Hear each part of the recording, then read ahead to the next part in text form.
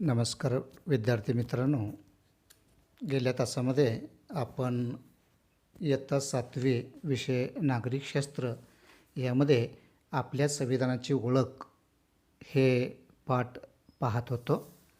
यामध्ये पहिल्यांदा आपण चला थोडी उजळणी करूया.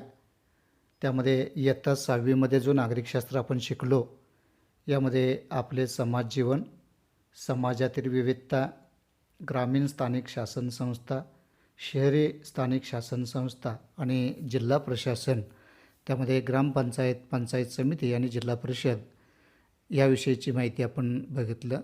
तर थोडक्यात आपण कुटुंबात काही नियम नसतात, पण कुटुंबातील सदस्य कसे वागावेत याविषयीचे काही संकेत असतात, हे सुद्धा थोडं उजळणी म्हणून आपण पाहिलेलं आहे.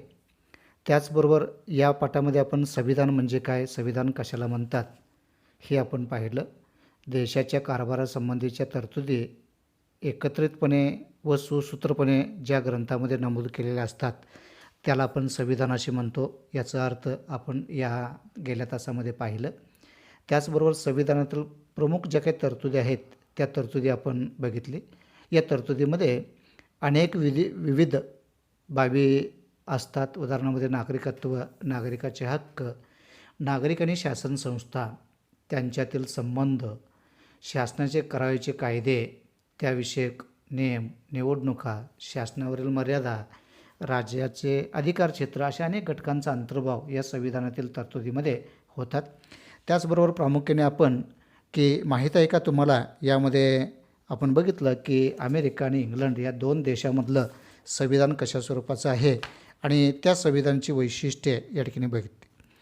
त्यानंतर विद्यार्थी मित्रांनो, आपण एक उपक्रमसुद्धा पाहिलेलं होतं की तुम्हाला आवडणाऱ्या कोणत्याही एका देशाचं संविधानाविषयक माहिती खालील मुद्द्याच्या आधारे पहा किंवा लिहा असं म्हटलं होतं. उदाहरणामध्ये यामध्ये आपण पाहिलं की प्रामुख्याने त्या देशाचं नाव, त्या देशाचं संविधान निर्मितीचं वर्ष आणि त्या देशाचं संविधानाची 2 वैशिष्ट्ये असं तुम्हाला उपक्रम या ठिकाणी सांगितलं होतं. ते सुद्धा तुम्ही केलं असणार आहे. त्याचबरोबर या पाठामध्ये गेल्या पाठामध्ये की संविधानाची गरज कशासाठी आहे, संविधानाची आवश्यकता कशासाठी आहे, त्या आवश्यक बाबी आपण बघितलेलं होतं की शासन नियमांच्या चौकटीमध्ये राहून शासनाला राज्यकारभार करावं लागतं. नागरिकांचे हक्क आणि त्यांच्या स्वातंत्र्याचा उल्लेख या संविधानामध्ये सुरक्षित ठेवलं जातं. अशा अनेक तरतुदी यामध्ये आपण पाहिलेलं होतं. त्याचबरोबर राज्यकारभार म्हणजे काय याही विषयीची माहिती यामध्ये बघितलेलं होतं आणि राज्यकारभारामध्ये कोणकोणत्या बाबी समाविष्ट असतात या बाबीसुद्धा आपण बघितलं. अगदी देशाच्या सीमारेषेचं रक्षण करण्यापासून ते आदिवासी बालके, महिलांच्या प्रगती उपाययोजनासंदर्भापर्यंतचं जे काम आहे ते सर्व प्रकारचं कार्य हे शासनाला करावं लागतं. ह्यालाच राज्यकारभार करणे असं म्हणतात, हे आपण बघितलं. आणि त्यानंतर संविधानाची निर्मिती आणि त्याची पार्श्वभूमी हे आपण पाहिलेलं होतं. त्यामध्ये बघा पुन्हा एकदा की भारताच्या संविधान निर्मितीची सुरुवात 1946 पासून सुरुवात झाली. स्वतंत्र भारताच्या राज्यकारभारात ब्रिटिशांनी तयार केलेल्या कायद्यानुसारच चालणार नाही, तर तो भारतीयांनी स्वतः तयार केलेल्या कायद्यानुसार चालेल, असा स्वातंत्र्य चळवळीतील नेत्यांचा आग्रह होता. आणि त्या आग्रहानुसार भारताचे संविधान तयार करण्यासाठी एक समिती स्थापन करण्यात आली आणि ती समिती म्हणजेच संविधान सभा म्हणून ओळखली जाते. आणि या तासामध्ये आपल्याला मुख्यतः संविधान सभा, त्या संविधान सभेमध्ये कार्यकारिणी, त्याचबरोबर डॉक्टर आंबेडकर यांचं योगदान, आपल्या संविधानाची वैशिष्ट्ये आणि संविधानामध्ये या ठिकाणी माहीत आहे का तुम्हाला, या अनेकविध बाबींची माहिती या पाठामध्ये आपण पाहणार आहोत. आणि त्याचबरोबर करून पहा, माहीत आहे का तुम्हाला आणि स्वाध्याय, अशा मुद्द्यांचा विचार आजच्या तासामध्ये आपण या ठिकाणी करणार आहोत. त्यामध्ये मुख्यतः या तासामधला पहिला मुद्दा संविधान सभा. आता बघा, या संविधान सभेमध्ये की आपला देश, माहीत आहे तुम्हाला की 15 ऑगस्ट 1947 रोजी या ठिकाणी आपला देश स्वतंत्र झाला. त्यापूर्वी भारतावरती इंग्रजांचं वर्चस्व होतं किंवा इंग्रजांचं राज्य होतं. इंग्रज सरकारने राज्यकारभाराच्या सोयीसाठी विविध प्रांत निर्माण केले होते. उदाहरणामध्ये त्या प्रांतांची नावंसुद्धा आपल्याला या ठिकाणी सांगता येईल. मुंबई प्रांत, बंगाल प्रांत, मद्रास प्रांत यासारखे प्रशासनाच्या सोयीसाठी इंग्रजांनी हे विभाग किंवा प्रांत पाडलेले होते. या प्रांतामधील कारभार तेथील लोकप्रतिनिधींमार्फत चालवला जात होता. बघा, मुंबई प्रांताचे कारभार मुंबईचे लोकप्रतिनिधी आहेत यांच्यामार्फत चालवला जात होता. मद्रास प्रांताचं सुद्धा त्याच पद्धतीनं होतं आणि बंगाल प्रांताचं सुद्धा त्या प्रांतामध्ये असलेले जे काही लोकप्रतिनिधी आहेत त्या लोकप्रतिनिधीमार्फत तिथलं प्रशासन, तिथलं कारभार हे चालवला जात होता. त्याचबरोबर देशातील काही भागांचा कारभार तेथील स्थानिक राज्यसुद्धा पाहत होते. देशातील जसं लोकप्रतिनिधीमार्फत मुंबई प्रांत, बंगाल प्रांत, मद्रास प्रांत या भागामधले राज्यकारभार पाहत होते, त्याच पद्धतीनं संपूर्ण देशामध्ये देशाच्या काही भागामध्ये तेथील स्थानिक जे काही राज्य होते ते राज्यकारभार पाहत होते किंवा कारभार पाहत होते. अशा भागांना संस्थाने म्हणत व त्याचे प्रमुख संस्थानिक म्हणून ओळखले जातात. आता उदाहरणामध्ये कोल्हापूर संस्थानिक, सातारा संस्थानिक असे वेगवेगळे संस्थानिकांचे या ठिकाणी माहिती आपणाला सांगता येईल आणि हेच या ठिकाणी सांगितलेलं आहे. या मार्फत संविधान सभेत प्रांत आणि संस्थानाचे जे प्रतिनिधी आहेत या प्रतिनिधींचा प्रामुख्याने समावेश या ठिकाणी होतो. संविधान सभेमध्ये प्रामुख्याने प्रांत आणि जी काही संस्थाने होते त्या संस्थानिकांचे प्रतिनिधी यांचा समावेश संविधान सभेमध्ये या ठिकाणी होत होता. आता प्रांत म्हणजे आपण काय बघितलं की बंगाल प्रांत, मद्रास प्रांत किंवा मुंबई प्रांत या प्रांतामधील कारभार तेथील लोकप्रतिनिधीमार्फत चालवला जात होतो. ते लोकप्रतिनिधी आणि देशामध्ये जी काही अनेक संस्थाने होती म्हणजे लोकांचे स्थानिक राज्य होते ते राज्यकारभार पाहत होते. ते म्हणजेच नेमकं ते प्रतिनिधी संस्थानिक आणि प्रांताचे प्रतिनिधी असे मिळून या ठिकाणी संविधान सभा याची निर्मिती झालेली होती. या संविधान सभेमध्ये भारतामध्ये एकूण 299 सदस्य होते. आता तुम्हाला प्रश्न पडणार की या संविधान सभेमध्ये एकूण 299 सदस्य होते. कोणकोणते सदस्य होते? या सदस्यांची नावंसुद्धा आपल्याला इथे उदाहरणादाखल इथे सांगता येईल. माहीत आहे का तुम्हाला? यामध्ये ते म्हणजे सदस्यांची नावं या ठिकाणी सांगितलं गेलेलं आहे. कोणकोणते संस्थानिक म्हणजे संविधान सभेचे सदस्य होते बघा की उदाहरणामध्ये डॉक्टर बाबासाहेब आंबेडकर हे संविधान सभेचे अध्यक्ष होते. एकूण 299 सदस्य जे काही होते त्या सदस्यापैकी एक सदस्य म्हणजेच राजेंद्र प्रसाद हे संविधान सभेचे अध्यक्ष होते आणि त्यांच्या मदतीला पंडित जवाहरलाल नेहरू, डॉक्टर बाबासाहेब आंबेडकर, सरदार वल्लभभाई पटेल, मौलाना अब्दुल कलाम आझाद, सरोजिनी नायडू, जे.बी. कृपलानी, राजकुमारी अमृत कौर, दुर्गाबाई देशमुख, हंसाबेन मेहता असे अनेक मान्यवर सदस्य या ठिकाणी या संविधान सभेमध्ये होते. तसंच B.N. राव हे या कायदे तज्ज्ञांचे संविधान सभेचे कायदेविषयक सल्लागार म्हणून नेमणूक झालेली होती.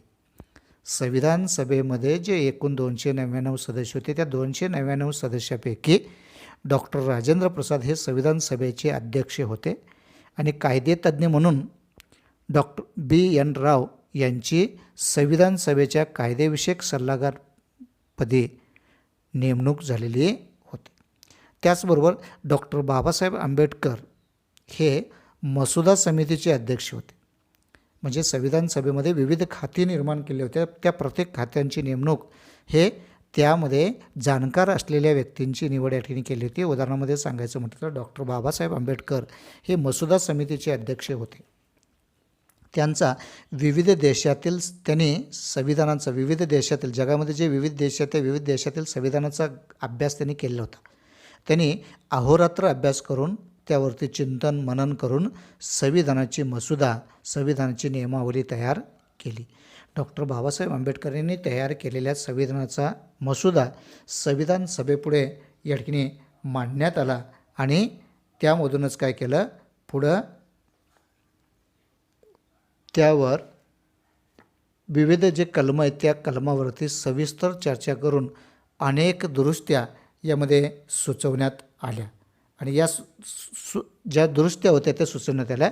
संविधानाचा मसुदा संविधान सभेपुढे मांडण्याचं आणि त्याविषयीचं विचारलेल्या प्रश्नांची उत्तरं देण्याचं, तसंच संविधानामध्ये सभेच्या सूचनेनुसार मूळ जो काही मसुदा आहे त्या मसुद्यामध्ये फेरफार करणे किंवा बदल करण्याचं किंवा प्रत्येक तरतूद निर्दोष कसं होईल या दृष्टीनं करण्याचे काम डॉक्टर बाबासाहेब आंबेडकरांनी केलेलं आहे. म्हणून भारताच्या संविधान निर्मितीतील या योगदानामुळे त्यांना भारतीय संविधानाचे शिल्पकार म्हणून डॉक्टर बाबासाहेब आंबेडकर यांना ओळखलं जातं.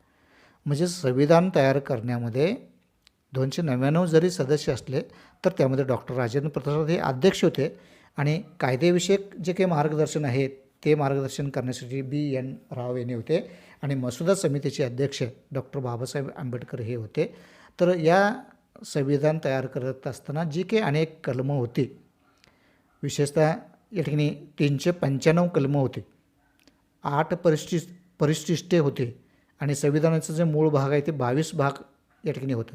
तर यामध्ये चर्चा करणं, सविस्तर माहिती देणं, त्यामध्ये काही दुरुस्त्या असेल तर दुरुस्त्या सुचवणं, मसुदा तयार करणं, ते या संविधान सभेपुढं मांडणं, त्यामध्ये विचारलेल्या प्रश्नांची उत्तरं देणे, तसेच त्या आलेल्या जे काही सूचना आहे त्या सूचनेमध्ये मूळ मसुद्यामध्ये बदल करणे, अशा सर्व प्रकारची कामगिरी करण्याचं महत्त्वपूर्ण काम डॉक्टर बाबासाहेब आंबेडकरांनी पार पाडले. त्यामुळं त्यांना भारतीय संविधानाचे शिल्पकार असं म्हणतात. संपूर्ण संविधान लिहून पूर्ण झाल्यानंतर संविधान सभेने त्यास मान्यता दिली व त्यांचा स्वीकार प्रामुख्याने 26 नोव्हेंबर 1949 रोजी केला. म्हणून 26 नोव्हेंबर हा दिवस संविधान दिन म्हणून साजरा केला जातो. कदाचित तुम्हाला प्रश्नपत्रिकेमध्ये रिकाम्या जागा भरण्यासाठी विचारतील, 26 नोव्हेंबर हा दिवस टिंबाटिंबा दिन म्हणून साजरा केला जातो. 26 नोव्हेंबर हा दिवस संविधान दिन म्हणून साजरा केला जातो हे तुम्ही सांगता येईल. त्याचबरोबर 26 जानेवारी 1950 पासून संविधानातील तरतुदीनुसार प्रत्यक्ष काय झालं की देशाचा राजकारभार चालवण्यास सुरुवात झाली. प्रत्यक्ष आपल्या देशाचं संविधानानुसार राजकारभार करायची सुरुवात केव्हा झाली? 26 जानेवारी 1950 पासून संविधानातील तरतुदीनुसार देशाचं राजकारभार चालवण्याची सुरुवात या ठिकाणी झाली आणि या दिवसापासूनच भारताचे प्रजासत्ताक राज्य या ठिकाणी अस्तित्वात आलेलं आहे हे आपल्याला या ठिकाणी सांगता येईल. म्हणून विद्यार्थी मित्रो, 26 जानेवारी हा दिवस आपण प्रजासत्ताक दिन म्हणून साजरा केला जातो. 26 जानेवारी 1950 पासून या ठिकाणी काय झालं की प्रत्यक्ष त्याची संविधानाची तरतुदीनुसार अंमलबजावणी सुरू झाली, चालण्यास सुरू झाली. म्हणून हा 26 जानेवारी हा दिवस आपण प्रजासत्ताक दिन म्हणून या ठिकाणी साजरा करण्याची पद्धत आपल्यामध्ये आहे किंवा साजरा या ठिकाणी केला जातो. आता ह्यामध्ये बघा, संविधान सभेमध्ये कोणकोणते व्यक्ती होते, सन्माननीय व्यक्तींचं, काही ठराविक व्यक्तींचं इथं फोटो दिलेत बघा. पंडित नेहरू आहेत, सरदार वल्लभभाई पटेल आहेत, मौलाना आझाद आहेत. फक्त पुरुषच सदस्य होते असे नाही, त्याचबरोबर सरोजिनी नायडू या ठिकाणी आहेत, हे आपल्याला या ठिकाणी सांगता येईल. त्याचबरोबर या अनुषंगानं आता बघा थोडंसं करून पहा. यामध्ये काय म्हणतात बघा की तुमच्या वर्गाचा कारभार नियमानुसार चालावे असे तुम्हाला वाटते ना? या कोणत्या नियमाचा तुम्ही समावेश कराल? मग वर्गासाठी एक नियमावली तयार करायला तुम्हाला सांगितलेलं आहे. जसं विद्यार्थी मित्र, आपल्या वर्गामध्ये वर्ग प्रतिनिधी असतो, वर्ग मॉनिटर असतो.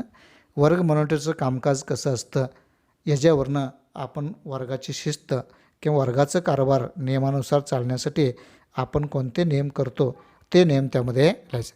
मग उदाहरणामध्ये स्वच्छता मंत्री, हजेरी मंत्री, अभ्यास मंत्री, विविध खाती आपण तयार करतो ना, यानुसार वर्गाचा कारभार कसा चालतो हे आपण सविस्तर यामध्ये नियमावली तयार करण्यासाठी तुम्हाला सांगितलेलं आहे.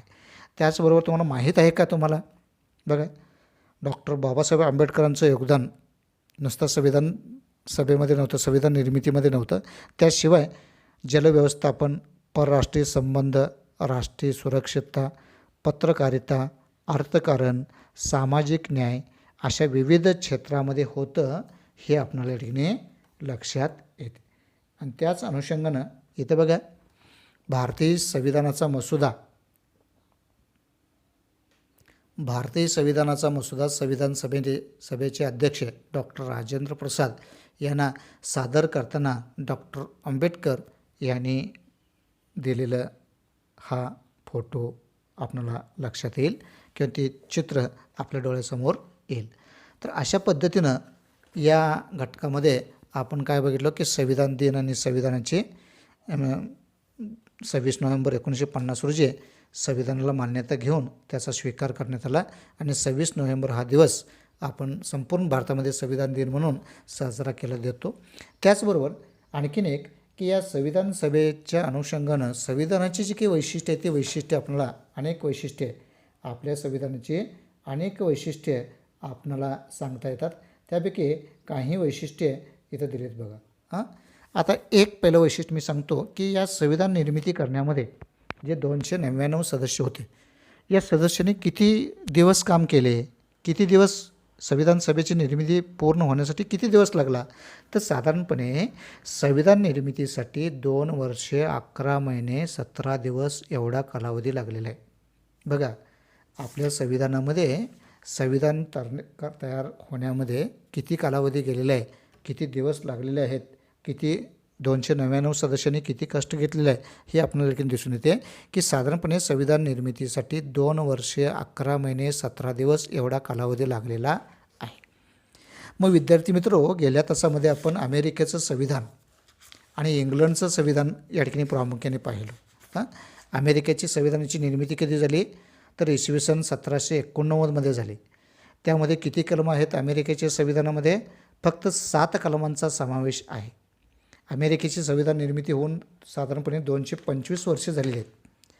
आणि इंग्लंडची संविधानाची निर्मिती कधी झाली? इसवी सन 1215 साली. या ठिकाणी मॅग्ना कार्टा या करारापासून इंग्लंडमध्ये संविधान विकसित झालेलं आहे. आणि अमेरिकेचं संविधान हे कसं आहे? प्रामुख्याने लिखित स्वरूपाचं आहे. आणि इंग्लंडचं संविधान कसं आहे विद्यार्थी मित्रांनो? अलिखित स्वरूपाचं आहे. मग आपल्या देशाचं जे काही संविधान आहे ते संविधानाची वैशिष्ट्ये पाहत असताना एकतर या संविधान निर्मितीसाठी आपल्याला 2 वर्षे 11 महिने 17 दिवस एवढा कालावधी लागलेला आहे. दुसरं वैशिष्ट्य आपल्याला सांगता येईल की आपल्या संविधानामध्ये एकूण 22 भाग आहेत. त्याचबरोबर एकूण 395 कलमं आहेत आणि त्याचबरोबर 8 परिशिष्टे आपल्या संविधानामध्ये आहेत. तर या सर्व वैशिष्ट्यामुळं आपले संविधानाची परिपूर्णता आपणाला या ठिकाणी लक्षात येते. एवढंच नाही, आणखीन काही वैशिष्ट्ये आपल्याला सांगता येईल की संविधान निर्मितीच्या चर्चेमध्ये विरोधी मताचाही स्वीकार करण्यात आलेला आहे. हे विशेष बाब आपल्या संविधानाच्या वैशिष्ट्यामध्ये सांगता येईल. संविधान निर्मितीच्या चर्चेमध्ये विरोधी मताचाही स्वीकार करण्यात आलेलं आहे हे दिसून येते. आणि मगाशी सांगितल्याप्रमाणे या संविधान सभेमध्ये एकूण 299 सदस्य होते. फक्त पुरुष सदस्य होते असं नाही, महिला सदस्यांचा अंतर्भावसुद्धा यामध्ये झालेला दिसून येते. उदाहरणामध्ये पंडित नेहरू, सरदार पटेल, मौलाना अब्दुल आझाद इत्यादीबरोबर सरोजिनी नायडू, दुर्गाबाई देशमुख, हंसाबेन मेहता, राजकुमारी अमृता कौर यासारख्या महिला सदस्यांचा अंतर्भावसुद्धा झालेला होता. हे आणखीन एक वैशिष्ट्य आपल्याला सांगता येईल. आणि B.N. राव हे संविधान सभेचे कायदेविषयक सल्लागार होते. आणि या संविधान सभेचे अध्यक्ष म्हणून डॉक्टर राजेंद्र प्रसाद हे या सभेचे अध्यक्ष होते. तर मसुदा समितीचे अध्यक्ष म्हणून डॉक्टर बाबासाहेब आंबेडकर यांचं योगदान या ठिकाणी महत्त्वाचं आहे. असे अनेक वैशिष्ट्ययुक्त आपलं संविधान या ठिकाणी आहे किंवा या संविधानाचं वैशिष्ट्य सांगता येईल. मग विद्यार्थी मित्रांनो की गेल्या तासामध्ये आणि या तासामध्ये या पाठामध्ये काय काय बघितलं हे थोडक्यात मी सांगतो आणि त्यानंतर आपण पाठाखालचे प्रश्न पाहूया. चला उजळणी करूया. या पाठामध्ये आपण गेल्या 6वीमध्ये जे नागरिकशास्त्र शिकलेलं होतं, आपली स्थानिक शासन संस्था याविषयीची माहिती आपण बघितलेली होती.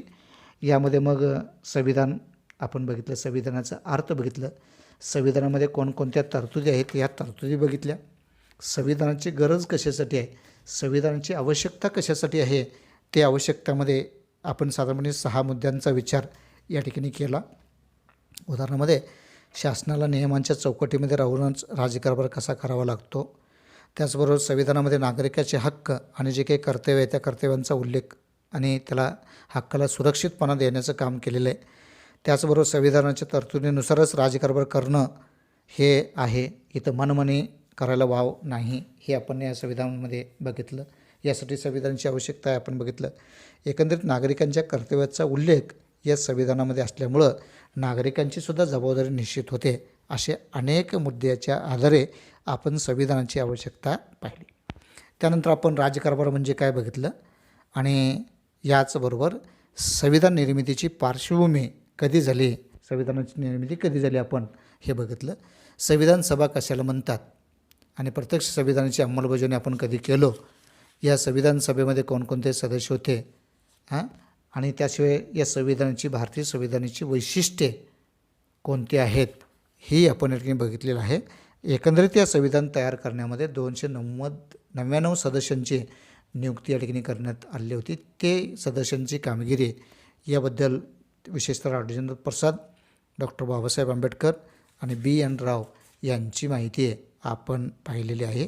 अशा पद्धतीनं पहिला पाठ आपण या ठिकाणी काय बघितलं की आपले संविधान म्हणजे आपल्या संविधानाची ओळख आपण इथं करून घेतलेली आहे. यानंतर आपण पाठाखालचे जे काही स्वाध्याय आहे ते स्वाध्याय पूर्ण करणार आहोत. चला तर बघूया, स्वाध्याय सोडवूया. प्रश्न पहिला, पुढील संकल्पना स्पष्ट करा. 1. संविधानातील तरतुदी. उत्तर पहा.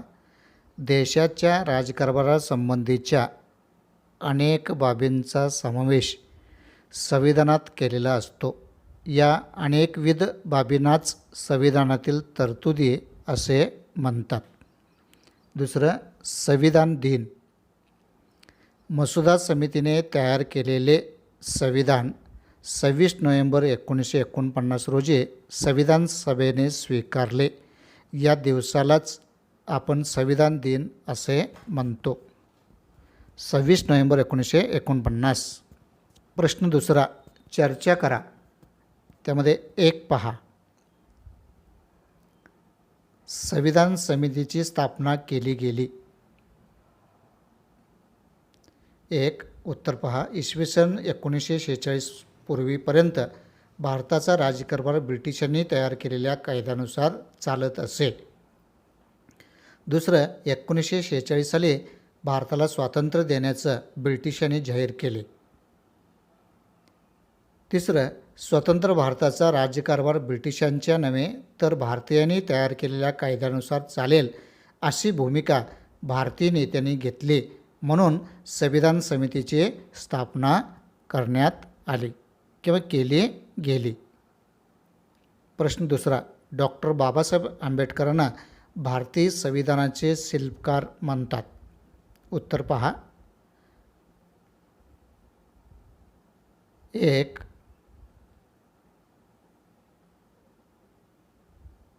मसुदा समितीच्या अध्यक्षपदी निवड झालेल्या डॉक्टर बाबासाहेब आंबेडकरांनी विविध देशाच्या संविधानाचा अभ्यास व चिंतन करून संविधानाचा मसुदा तयार केला. दुसरं, हा मसुदा संविधान सभेत मांडून त्यावर विचारलेल्या प्रश्नांची उत्तरे दिली. तिसरं, संविधान सभेने सुचवलेल्या सूचनेप्रमाणे मसुद्यात बदल केले. चौथं, संविधानातील प्रत्येक तरतूद निर्दोष तयार करून अंतिम मसुदा संविधान सभेला सादर केला.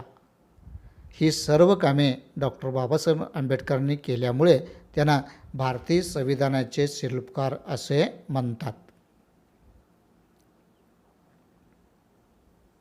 प्रश्न तिसरा, देशाच्या राज्यकारभारात समाविष्ट असणाऱ्या बाबी. 1. देशाचं संरक्षण व परकीय आक्रमणापासून देशाचं रक्षण. दुसरं, रोजगार निर्मिती व दारिद्र्य निर्मूलन. तिसरं, शिक्षण व आरोग्य सेवा. चौथं, समाजातील दुर्बल घटक, महिला, बालके व आदिवासी यांच्या प्रगतीसाठी विविध उपाययोजना. 5वं, अगदी स्वच्छतेपासून संशोधनापर्यंत अनेक विषय. या सर्व बाबींचा समावेश देशाच्या राजकारभारात करण्यात येतो. प्रश्न तिसरा, योग्य पर्याय निवडा. 1. कोणत्या देशाचे संविधान पूर्णतः लिखित नाही? उत्तर पहा. अमेरिका, ब. भारत, क. इंग्लंड. योग्य उत्तर कुठलं आहे बघा? ड. यापैकी नाही. तर योग्य उत्तर कुठलं आहे? इंग्लंड.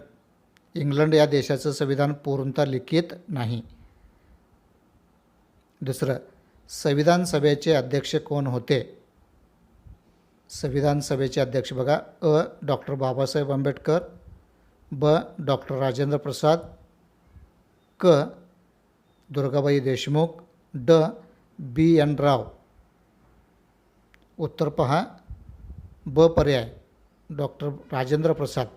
संविधान सभेचे अध्यक्ष डॉक्टर राजेंद्र प्रसाद हे होते. तिसरं, खालीलपैकी कोण संविधान सभेचे सदस्य नव्हते?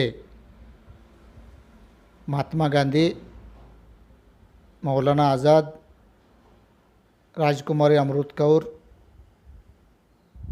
हंसाबेन मेहता. खालीलपैकी कोणते संविधान सभेचे सदस्य नव्हते? अ पर्याय, महात्मा गांधी हे संविधान सभेचे सदस्य नव्हते. चौथा प्रश्न, मसुदा समितीचे अध्यक्ष कोण होते? अ पर्याय, डॉक्टर राजेंद्र प्रसाद, ब. सरदार वल्लभभाई पटेल, क.